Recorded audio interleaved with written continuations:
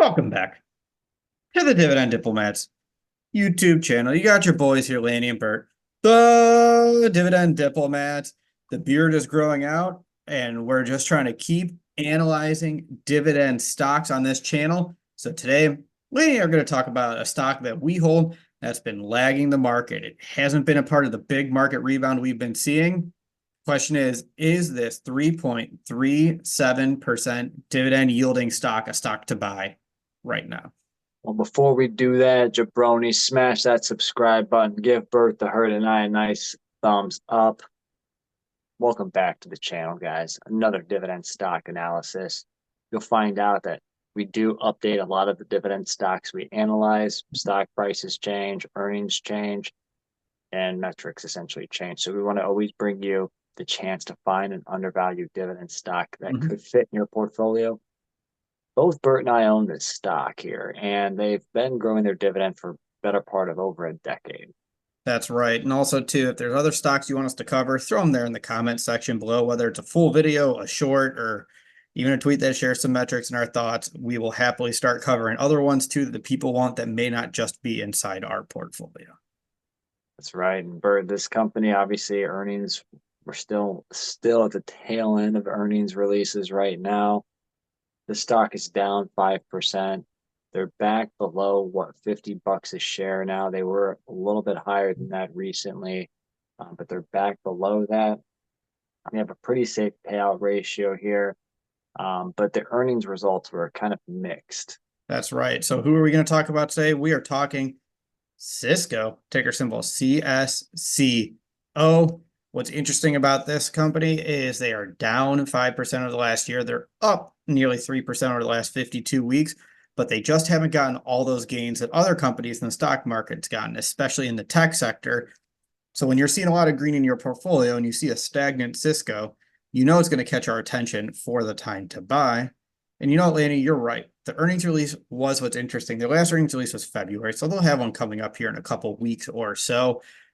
They barely made it on revenue with just beating the expectations with 12.79 beating 12.7, and they barely beat on earnings of 0.87 per share, beating the expectations of 0.84 per share. But it was interesting. That was the good news. There was also some bad news that was buried in there too, Lanny. What else was announced in this last earnings release? Well, obviously there's some potential layoffs coming or happening 5% right now. So there's going to be about somewhere around $800 million in those charges, severance packages to exit some of those employees. They did close on a massive acquisition, costing over $28 billion. But it was really also about the guidance. Yeah. Guidance was sharpened a little bit, but not sharpened higher, but sharpened just a little bit lower. Yeah, they took out that eraser, put the line through it, and said, here, it's going down a little lower. Guidance was 3.86 for the year for EPS. Now it's 3.68 to 3.74. So the top end of the range is below what it was before.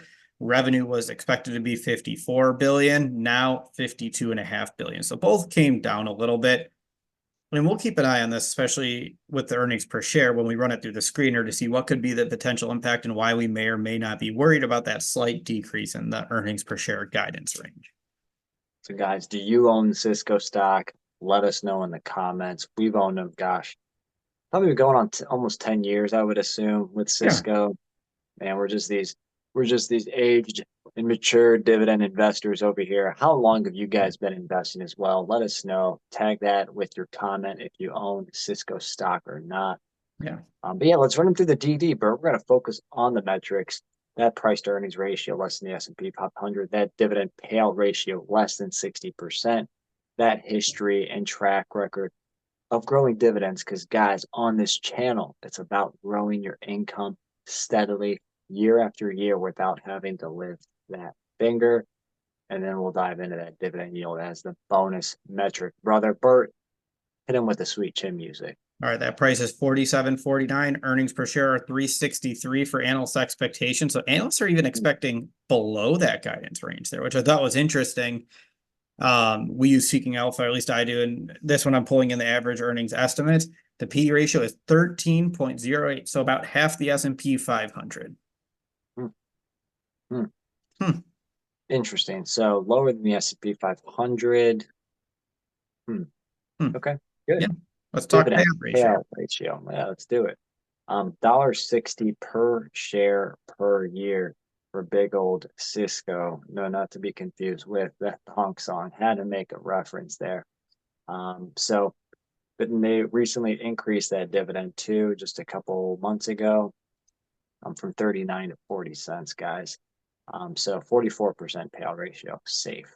Yeah, so the interesting thing is if earnings does keep ticking down a little bit, there's still plenty of room for that dividend to be safe, especially if that guidance gets lowered again here when they release earnings. There's still room to keep that dividend safe. This ain't no getting pot situation here. That's for certain. Dividend growth, though, as you said, that increase was 1 penny per quarter. That's kind of been the theme here with Cisco, just boring, bad dividend growth. Their 5-year dividend growth rate is 3.22%. They've increased it for 12 years, which is great, but they're not increasing it by much. Yeah. 3.22% 5-year growth rate. Now, the dividend yield is 3.37%. So you're under a 7% dividend compound factor, as we like to call that, which is not high enough. Year to date, again, down 5%. 5-year average dividend yields 3.02. So you are getting slightly better yield now because of the increase and because of the stock price drop. So the increase to the dividend, stock price depreciation gives you an extra 35 basis points on the historical yield. Yeah. So we'll put the summary metrics up here. Cisco. What are you thinking, Bird? Is it I a mean, I think buy? everyone A can. watch? I think it's a watch. Based on our reactions, we're clearly not blown away by this. It's not getting us like overly excited. I wish the dividend growth were better, and I don't see any rebound in the dividend growth, especially as like guidance and things are going backwards. With the big Splunk acquisition, I think it's going to take time for them to start announcing massive dividend increase once again. So it's a watch. Maybe nibble 1 share, 2 shares, but I would definitely wouldn't be adding and making this a huge position right now at these prices. What are you thinking, Lanny?